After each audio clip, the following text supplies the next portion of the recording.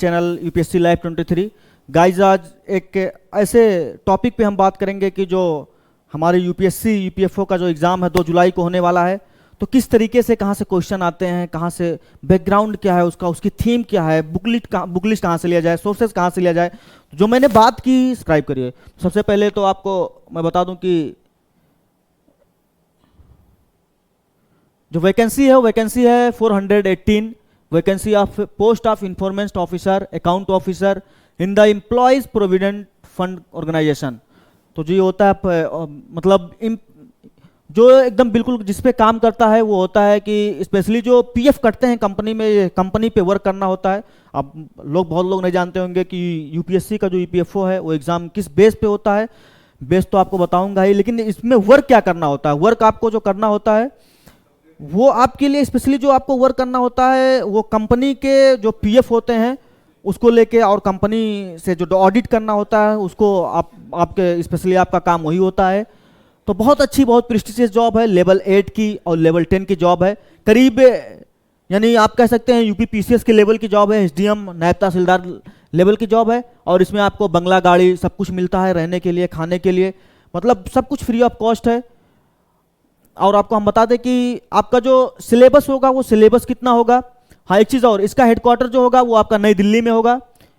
और उसके बाद आप इंडिया के जो मेजर सिटी है, जो टियर 1 के सिटी है, आप वहाँ पे काम करेंगे। टियर 1 सिटी में जो आप काम करेंगे और आपके जो ड्यूटी लगेगी वो टियर 1 के ही सिटी में रहेगी, जो जहाँ पे बड़ी बड़ी इंडस्ट्री है, जैसे मान लीजिए दिल्ली, नोएडा, मुंबई, चेन्नई, जो बड़ी बड़ी जहाँ पे ज़्यादा कंपनियाँ हैं वहाँ पे आपका स्पेशली काम दिया जाएगा आपको। और वहाँ पे आपको ऑडिट करना होगा। और ऑडिट क्या करना होगा, जो पीएफ कटते हैं, जो मतलब एम्प्लॉय होते हैं, जो गवर्नमेंट से रजिस्टर्ड होते हैं, उस कंपनी को आपको देखना होता है पूरी तरीके से। और ये जो प्रोबेशन होता है 2 इयर्स का, कि अगर आप जिससे होता है 2 इयर्स, आप मान लीजिए कि ट्रेनिंग कर रहे हैं, ट्रेनिंग के वक्त आप 2 साल का ट्रेनिंग होता है, तो आप उसमें अगर कोई गड़बड़ होते हैं, आप छोड़ के चले जाते हैं, तो आपको जॉब नहीं मिलेगी, आपको निकाल दिया जाएगा। जब आप 2 साल पूरे तरीके से कंप्लीट कर लेंगे फिर आपको ये जॉब में परमानेंट कर दिया जाएगा। और आपका टेस्ट जो होगा वो टेस्ट होगा 2 आवर्स ड्यूरेशन होगा। All question will carry equal mark होगा। The test will be objective type question with multiple choice of answer. यानी इसका मतलब यह हुआ कि जो आपका पेपर होगा, आपके जो पेपर के में आपके एग्जाम में जो पेपर होगा वो मल्टीपल चॉइस क्वेश्चन बेस्ड होंगे, ना कि रिटर्न होंगे। और the medium of the test will be both, यानी आपका जो मीडियम टेस्ट होगा वो हिंदी एंड इंग्लिश दोनों में होगा। There will be penalty for wrong answer, मतलब आपके अगर कोई आप गलत उत्तर देते हैं तो आप पे पेनल्टी लग सकती है। अब कितने का लगेगा उसके आगे सब बताएंगे। Every wrong answer will carry a deduction of 1/3, यानी जो आपकी पेनल्टी होगी 1/3 की होगी। Assign the question if no answer is marked for a question there will no penalty. इसका मतलब ये होता है कि आप कोई आंसर अगर नहीं करते हैं, आप उसके मान लीजिए कि 1 से लेके 10 तक आप है, आपने 9 का कर दिया और आप 1 को नहीं आता है, तो आपका 9 का ही जोड़ा जाएगा, ना कि आपको 1 मार्क जो आपने क्वेश्चन छोड़ दिया उसका आपकी पेनाल्टी लगेगी, वो नंबर आपका जोड़ा ही नहीं जाएगा। और इसमें बात करें सिलेबस की, तो सिलेबस जो मेनली होता है वो होता है आपका जनरल इंग्लिश का होता है। जनरल इंग्लिश से evaluate the understanding of English language and workman like use of word, यानी जो आपके इंग्लिश लैंग्वेज की समझ होती है ज़्यादा कुछ, अगर आप द हिंदू पढ़ते हैं या आप कोई अच्छी बुक या आप नॉवेल्स पढ़ते हैं या आप एनसीईआरटी बढ़िया से आपने पढ़ रखा है, तो इससे आप इंग्लिश का कवर हो जाएगा। और दूसरी बात आपका इंडियन फ्रीडम स्ट्रगल, तीसरा आपका current affairs and development issues, चौथा आपका इंडियन पॉलिटी एंड इकोनॉमी, चौथा आपका जनरल अकाउंटिंग प्रिंसिपल, पांचवा आपका जनरल अकाउंटिंग प्रिंसिपल, छठा आपका Indian relation and labour laws, सातवां आपका general science, knowledge and computer application, आठवां आपका general mental ability and quantitative aptitude, यानी रीजनिंग और मैथ आप मिला के सेक्शन को कह सकते हैं, and social security in India. अब बात करते हैं कि हम वेटेज, इसका वेटेज क्या रहेगा। जो वेटेज होता है इन द रेशियो, जो आपका वेटेज होगा इन द रेशियो ऑफ 70:5, यानी कि 75 जो होगा 75 रेशियो होगा वो आपका रिटर्न होगा, और 25 रेशियो आपका जो होगा वो आपका इंटरव्यू होगा। accorded for marks in recruitment test on marks in interview for determine the final merit in the extent of requirement case। इसका मतलब ये हो कि आपका जो 75 मार्क का ये बनेगा, उसके बाद इंटरव्यू 25 मार्क का, तब जाके आपका फाइनल मेरिट बनेगी। और आपका टेस्ट बिल भी 2 आवर्स का आपको आपने बता दिया, ये भी बता दिया, वेटेज भी बता दिया। अब हाँ, आपकी बात आ जाए कि सोर्सेज हम कहाँ से करें।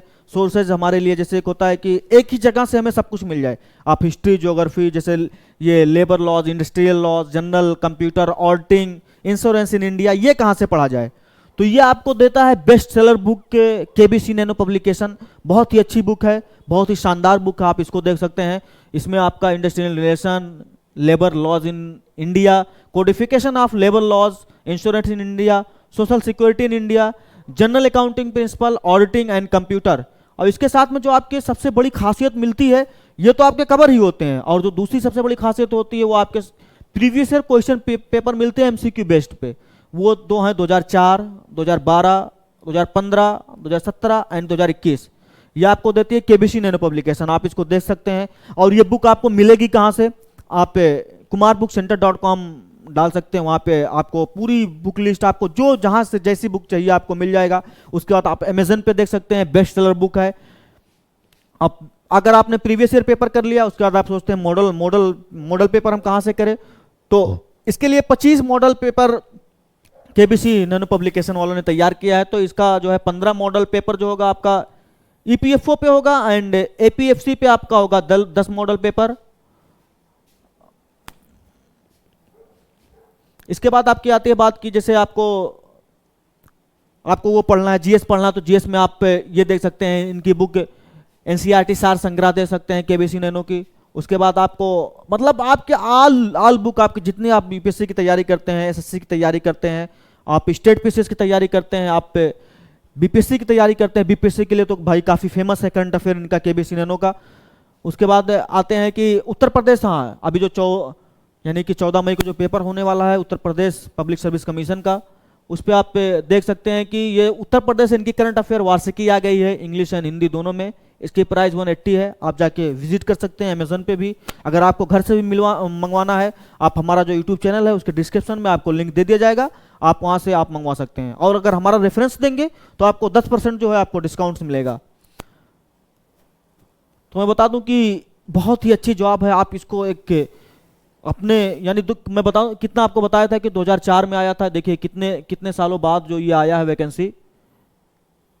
इसकी जो वैकेंसी है ये मतलब काफ़ी देर 2004 में आया था, 2012 में 8 साल बाद, फिर 3 साल बाद, 15 में, फिर 2 साल बाद 17 में, फिर 21 में, फिर 23 में, यानी 2 साल बाद।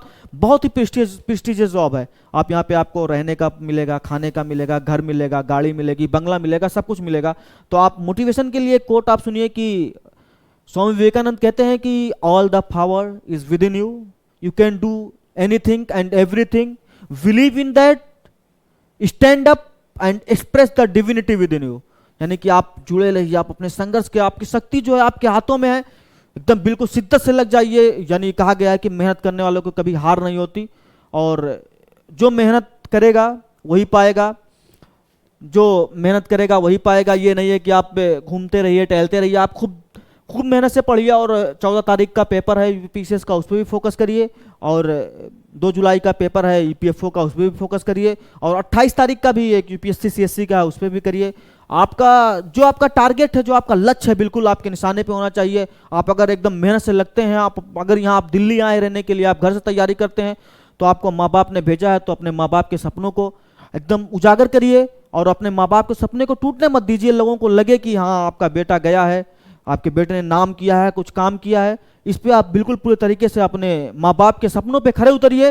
तो गाइज हमारे चैनल को लाइक करिए, शेयर करिए, सब्सक्राइब करिए। जो हमारा चैनल है ये under guidance IAS, IPS, IFS, commissioner, DIG, DGP के अंडर में रन करता है। तो guys thank you again, thank you very much. और हमारे चैनल को लाइक करिए, शेयर करिए, सब्सक्राइब करिए। धन्यवाद। ओके।